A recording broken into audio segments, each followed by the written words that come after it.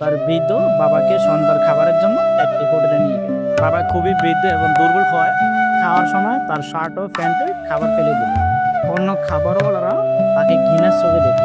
যখন তার ছেলে শান্ত ছিল, খাওয়া শেষ করার পর তার ছেলে, যে মোটেও লজ্জিত ছিল না, চুপচাপ তাকে ওয়াশরুমে নিয়ে গেল। খাবারের কণা মুছে দিল, দাগ মুছে দিল, চুল আঁচড়ালো এবং চশমা শক্ত করে লাগালো। যখন তারা বেরিয়ে এলো, তখন পুরো হোটেলটি নীরবে তাদের দিকে তাকিয়েছিল।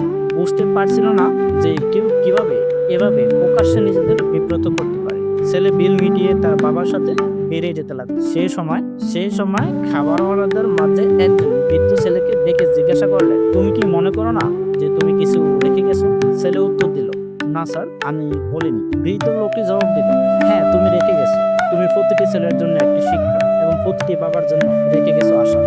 এরকম নতুন নতুন গল্প যদি পেতে চান, লাইক দেবেন এবং কমেন্টে আপনার মতামত জানাবেন এবং শেয়ার করতে ভুলবেন না। আজকে পর্যন্ত, দেখা হবে পরবর্তী ভিডিওতে। সবাই ভালো থাকবেন।